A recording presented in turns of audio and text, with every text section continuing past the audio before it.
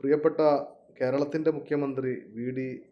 Satheesan sir, അതുപോലെ ആഭ്യന്തരമന്ത്രി Ramesh Chennithala sir, ഇവരുടെ അറിവിലേക്കാണ് ഓപ്പറേഷൻ തൂഫാൻ മാഷാ അല്ലാ സക്സസ് ആണ്. ജാതിമത രാഷ്ട്രീയ വ്യത്യാസമന്യേ നിങ്ങൾക്കൊപ്പാണ്. ആ ചെയ്ത പ്രവൃത്തി മുക്തകണ്ഠം ഇപ്പോഴും പ്രശംസിക്കുകയാണ്. ഒരുപാട് തുടച്ചു നീക്കാൻ കഴിഞ്ഞിട്ടുണ്ട്. എന്നാൽ അതിനേക്കാളും അപ്പുറം കേരള ജനതയെ കാർന്നു തിന്നുന്ന ഏറ്റവും വലിയൊരു വിപത്താണ് ആത്മീയ ചൂഷണം. പല പരിപാടികളും ചെയ്ത് പൊട്ടിപ്പാളീസായ ആളുകൾ ആത്മീയ വേഷമണിഞ്ഞുകൊണ്ട് പലരെയും ചികിത്സിക്കുന്നതായിട്ട് സോഷ്യൽ മീഡിയയിലൂടെ കാണാൻ കഴിഞ്ഞു. പ്രിയപ്പെട്ട രമേശ് ചെന്നിത്തല സാറിനോട്, അതുപോലെ കേരളത്തിലുള്ള നല്ലവരായ രാഷ്ട്രീയ നേതാക്കളോട്, എന്ത് സേഫ്റ്റിയാണ് ഈ ജനങ്ങൾക്ക്? ഇവർ MBBS പഠിച്ചിട്ടുണ്ടോ? ഇല്ല. എന്നാൽ ഖുർആൻ ചികിത്സ എന്ന പേരിൽ ഇവർക്ക് അതേക്കുറിച്ച് എന്തെങ്കിലും അറിയോ? ഇല്ല. അതിൻ്റെ സർട്ടിഫിക്കറ്റ് ഉണ്ടോ? ഇല്ല. എവിടെയെങ്കിലും പഠിച്ചതായിട്ട് അറിവുണ്ടോ? ഇല്ല. എന്തൊക്കെയോ പരിപാടികൾ നടത്തി പൊട്ടിപ്പാളീസായി. കള്ളും കഞ്ചാവും ബിസിനസ് ചെയ്തിട്ടുണ്ടെങ്കിൽ പോലീസ് പിടിക്കും, ചീത്തപ്പേര് ബാക്കി. അപ്പം അതിലേക്കില്ല.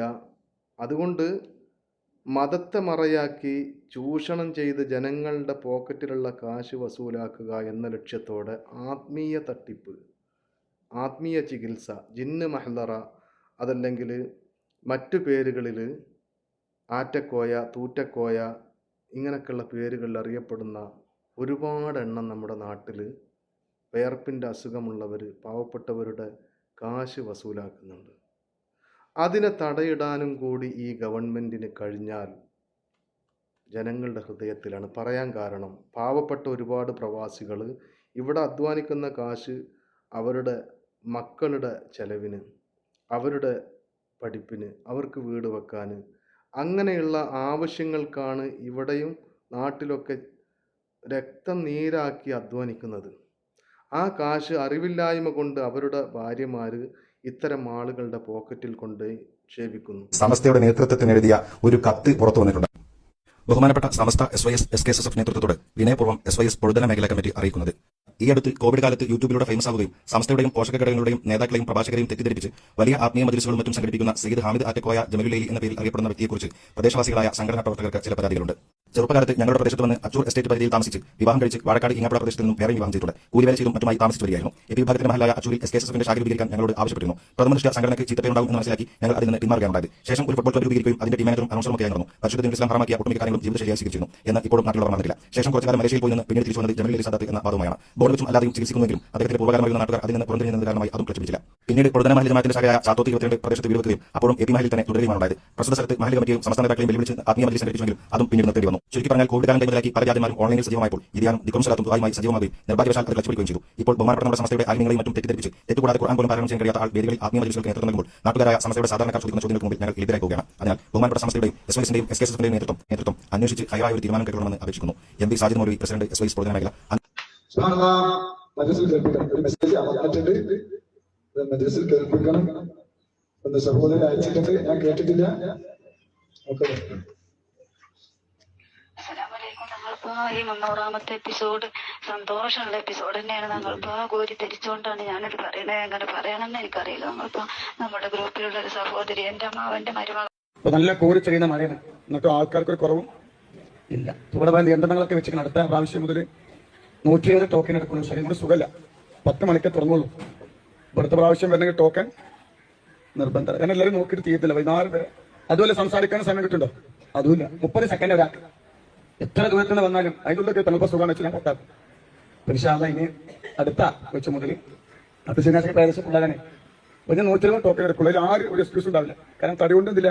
അതിൽ ജിന്ന് മഹ്ലറ തട്ടിപ്പ് നടത്തുന്നവരുണ്ട്, അതുപോലെ ഫളല് പറഞ്ഞ് തട്ടിപ്പ് നടത്തുന്നവരുണ്ട്, കൊടിമരം വെച്ചും അങ്ങനെ തുടങ്ങിയിട്ട് ഒരുപാട് തട്ടിപ്പ് നടത്തി ദീനിനെ, വിശ്വാസത്തെ, പാവപ്പെട്ട ജനങ്ങളെ അതിൻ്റെ മറവിൽ ചൂഷണം ചെയ്ത് കാശുണ്ടാക്കുന്ന ഇത്തരം ആളുകളെ നിലക്ക് നിർത്താൻ കഴിയണം ഈ ഗവൺമെൻറ്റിന്.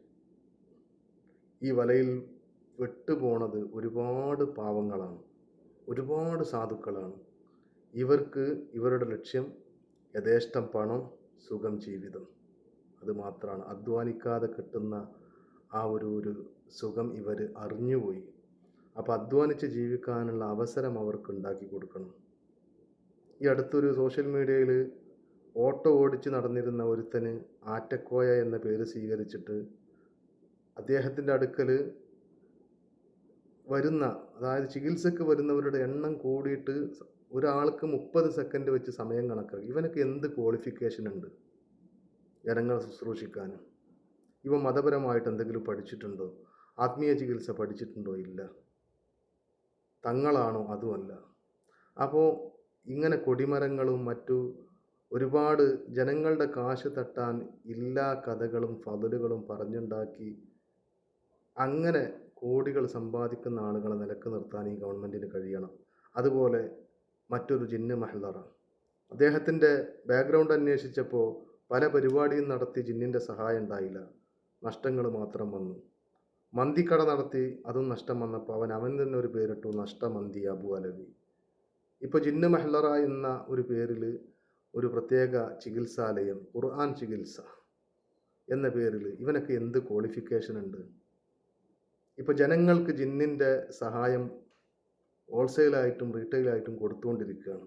അപ്പോൾ ഇത്തരം ആളുകളെ ദീനിൻ്റെ മറവിൽ വിശ്വാസത്തെ ചൂഷണം ചെയ്ത് പാവപ്പെട്ട ജനങ്ങളെ കബളിപ്പിച്ച് അവരുടെ പോക്കറ്റ് ലക്ഷ്യമാക്കി ഇറങ്ങിയ ആളുകളെ നിയമത്തിൻ്റെ മുന്നിൽ കൊണ്ടുവന്ന് ശിക്ഷിക്കാനും പണിയെടുക്കട പോയി അധ്വാനിച്ച് എന്ന് കുടുംബം പോറ്റ് എന്ന് പറയാനുള്ള തൻ്റെ ഇടം ഈ ഗവൺമെൻറ് കാണിക്കണം. ഓപ്പറേഷൻ തൂഫാൻ്റെ ഭാഗമായിട്ട് ചെയ്ത പോലെ അതുപോലൊരു പ്രവൃത്തിയാണ്, അതിനേക്കാളും മോശം പ്രവൃത്തിയാണ് ഇത് എന്നാണ് നമ്മളൊക്കെ മനസ്സിലാക്കേണ്ടത്. അപ്പോൾ ഇതുകൂടി ചെയ്യുമ്പോൾ കേരളത്തിലെ ജനങ്ങളുടെ ഹൃദയത്തിലാണ് ഈ ഗവൺമെൻറ്. പ്രിയപ്പെട്ട രമേശ് ചെന്നിത്തല സാറിനോടും വി ഡി സതീശൻ സാറിനോടും